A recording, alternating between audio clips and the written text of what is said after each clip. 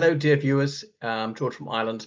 Welcome back to the channel. I'm afraid there's some very worrying news, but it's not unexpected. It was trailed for a very long time. It's anticipated that a vote will be coming up in the UK Parliament, but it's only applied to England and Wales. And this will be about the Abortion Act 1967.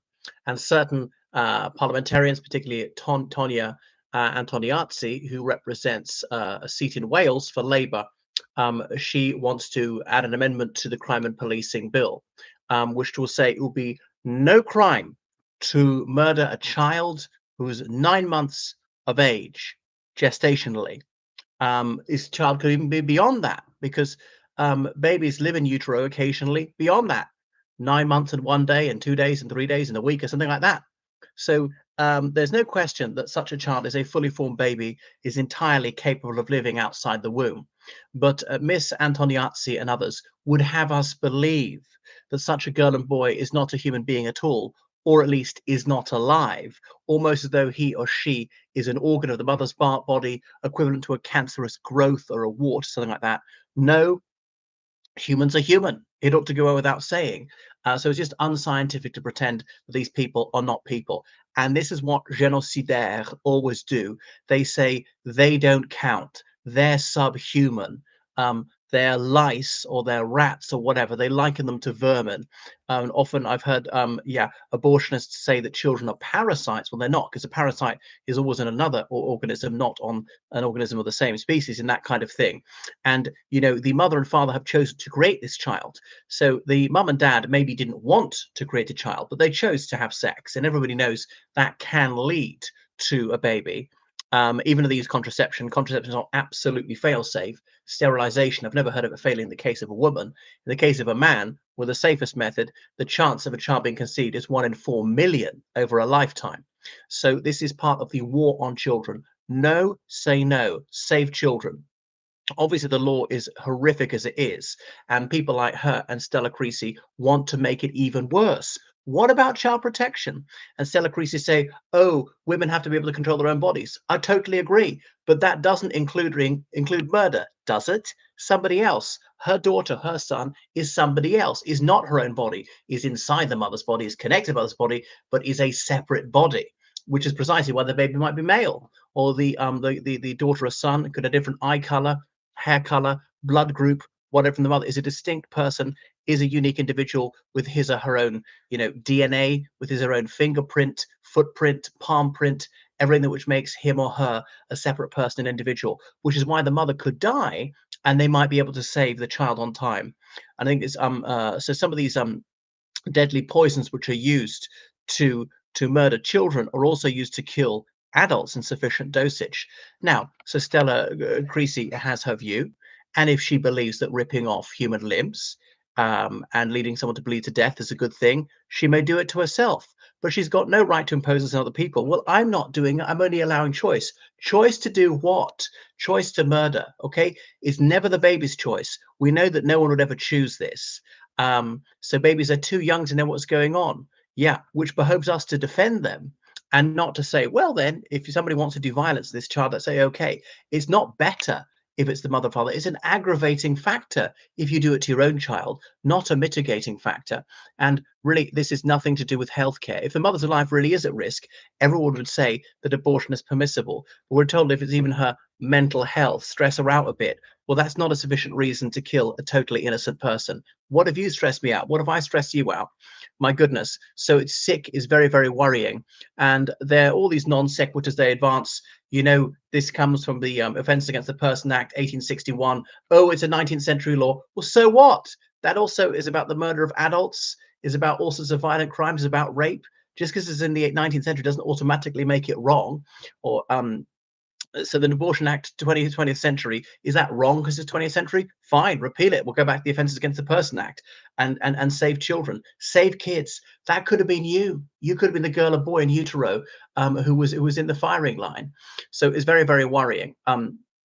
So Ms. Antoniazzi said the police cannot be trusted with abortion law or the criminal prosecution service or the wider criminal justice system. Well, I agree, but in a different sense. Obviously, they don't act rigorously enough. And sometimes as people investigate, they find it upsetting. Tough. Investigations are often upsetting. They're not tended to be nice. We shouldn't try to make them upsetting, but that's it. We've got to find the truth. We've got to save children. So does that mean we can never investigate anything like the murder of adults or rape or kidnapping because it's unpleasant for those under investigation who sometimes turn out to be innocent? The Crown Prosecution Service, well, I agree, like they can't be trusted. They should prosecute more often. And she says just want open season on children, that girls and boys should be murdered in huge numbers. It's absolutely staggering. They have the nerve to call it care. Care.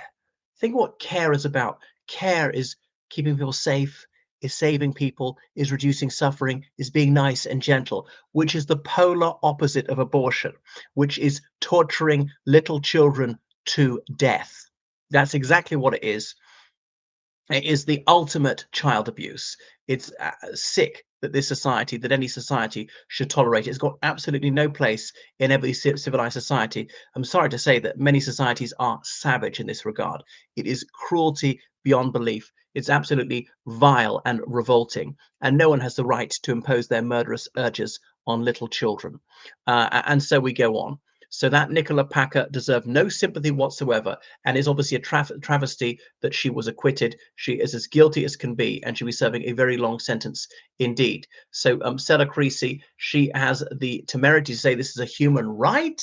The murder of a child is a human right. Life is a human right. Murder is not. Wow. It's staggering. It's sickening. Well, she's the most evil woman going, who calmly, quietly say that murder is okay, that these people are not human beings at all.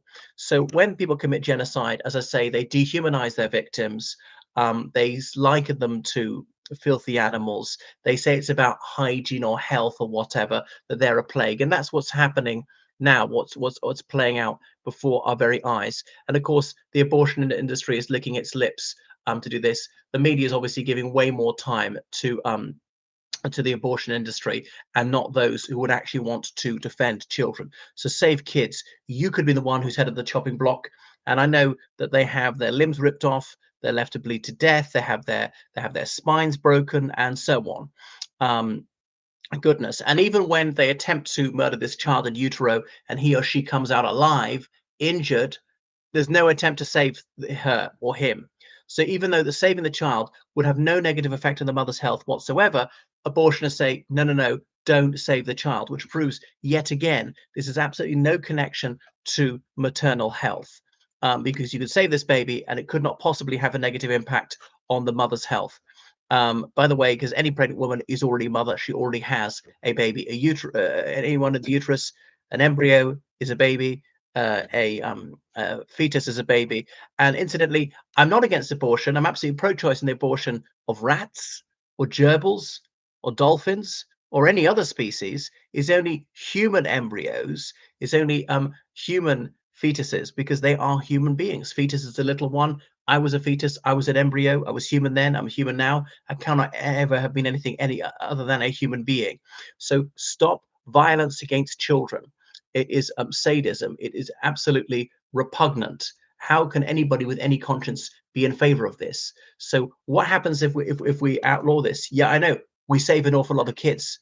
People might be more careful about contraception. People might get sterilized, stuff like that. Okay, we can't afford children. In the 19th century, the average woman had 6 children. We're far, far richer now, but people can't afford one. We can, of course. All right, your lifestyle might not be quite so extravagant, but of course we can afford them. It's just no argument. Even in the richest country in the world, abortionists still want this. Even for the richest person in the world, it's nothing to do with wealth. So save kids. Stop the mass murder of children. Children are human too. I mean, this is far fouler than even the worst paedophile, what people would propose. And obviously, paedophilia is a revolting crime. Stop the murder of children. Sometimes they are murdered through hypoxia, cutting them off from oxygen. Various other methods are used. If Stella Creasy wants to do this to herself, she can go knock herself out, but don't impose it on children. Goodness. Okay, do what you can to save kids.